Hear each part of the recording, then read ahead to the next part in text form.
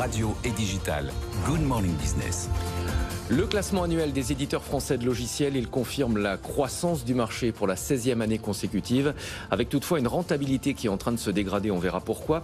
On va en parler avec Bernard-Louis Roch, cofondateur et directeur général de Truffle Capital. Bonjour. Bonjour Stéphane. Merci d'être avec nous. Vous venez de publier le classement Truffle 100 sur les 3 premières marches du podium, 3 poids lourds français des logiciels, Dassault Systèmes, Sopra Steria et Cegid, donc qui se hissent à la 3e position. On va peut-être d'abord rappeler le principe de ce palmarès et surtout les critères de classement des entreprises. Bien sûr. Le Truffle 100 s'appelle Truffle 100 parce qu'il a été créé par Truffle Capital, une entreprise que j'ai cofondée avec mon associé Dr Pouletti il y a maintenant un peu plus de 20 ans. À l'origine, le marché du software était un marché qu'on adressait chez Truffle. Nous sommes des investisseurs en capital risque dans les sociétés de technologie que nous finançons pour en faire des champions nationaux. Et le marché du software n'était pas bien quantifié. Nous avons donc souhaité le quantifier, c'est de la recherche interne. Et cette recherche interne, je l'ai divulguée lors d'une conférence et elle a été reprise abondamment par la presse. Depuis, c'est devenu un rendez-vous annuel, le rendez-vous de référence pour l'industrie du logiciel, et on collecte beaucoup d'informations sur les 100 principaux éditeurs. Et je dois souligner que le travail est fait avec le même partenaire depuis le début, la société Technologie, qui est justement spécialisée dans les études sur le software. Quels sont les principaux enseignements de ce palmarès 2022 ? Je le disais en introduction, c'est un secteur qui est toujours en croissance.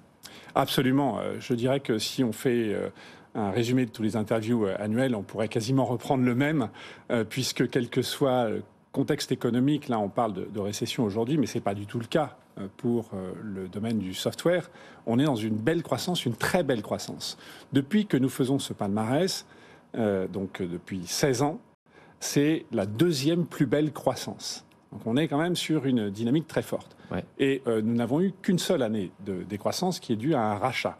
Donc c'est une très belle industrie, très résiliente, qui ne cesse de progresser, et on parle quand même de croissance conséquente. Avec toutefois une érosion de la rentabilité dans ce secteur, pour quelle raison ? Est-ce que c'est la concurrence qui tire les marges vers le bas ?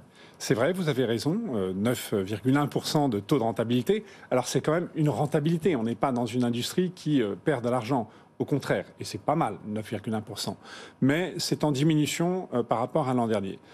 Toutefois, on peut rappeler qu'il y a quelques années, on était à 4%. Pourquoi ? Tout simplement parce que l'industrie du software investit massivement. Chaque année, elle se renouvelle. On ne construit pas un logiciel pour ensuite le laisser vivre sa vie sans que chaque année, on doive le renouveler. Et c'est précisément ce qui se passe avec le SaaS, notamment, le Software as a Service, qui est une... Par abonnement sur le cloud et qui nécessite une transformation de forts investissements, ce que chacun des éditeurs aujourd'hui a fait. Sur la scène mondiale, comment se positionnent les éditeurs français de logiciels ? Est-ce qu'il y a un savoir-faire connu et reconnu au-delà des frontières françaises ? Oui, les Français ne sont pas les plus gros dans le monde dans le software, c'est les Américains les plus gros, mais nous avons un savoir-faire qui est reconnu, notamment dans les domaines du logiciel technique. Vous avez Dassault Systèmes, évidemment, plus d'un tiers du chiffre d'affaires dans ce classement. Absolument, les logiciels techniques, tout ce qui est automatisation de processus aussi, on a une bonne réputation, et les éditeurs de logiciels français sont tous, ou quasiment tous, exportateurs. Est-ce que l'année a été active en termes d'opérations financières ? Je pense aux rachats, aux fusions-acquisitions. Pas particulièrement. Il y a un flot annuel de rachats et d'opérations de fusion-acquisition. Ce n'était pas une très très grosse année. Mais ce que l'on peut constater depuis que nous faisons ce palmarès, on fait le décompte des opérations, il y a 43 sociétés sur les 100 premières qui ont été rachetées. Donc vous n'avez que 57 des sociétés qui n'ont pas été rachetées parmi le top 100. Alors vous l'avez dit, Truffle, c'est une société d'investissement. On va parler du financement de ces entreprises. Est-ce qu'elles ont toujours aussi facilement accès au financement ? Ça, c'est une particularité, un vrai sujet. C'est un ovni, l'industrie du logiciel, puisqu'on parle beaucoup des startups. Et le logiciel n'est pas considéré comme un domaine de start-up parce que c'est une industrie qui a 30 ans ou 35 ans et puis elle est un peu plus traditionnelle. Mais malgré tout, il y a 2 particularités très très fortes. La première, nous on fait du capital risque chez Truffle Capital. Eh bien, 78% des éditeurs ne sont pas financés par le capital risque. Alors c'est plutôt sympathique pour nous, ça fait un terrain de chasse important, mais c'est très étonnant, c'est très atypique. Et le deuxième point, c'est la bourse. La bourse ne joue pas aujourd'hui un rôle moteur dans le développement de l'industrie du logiciel. Il n'y a plus que 20 éditeurs cotés. On était à 33. En 2008. En 2008, exactement.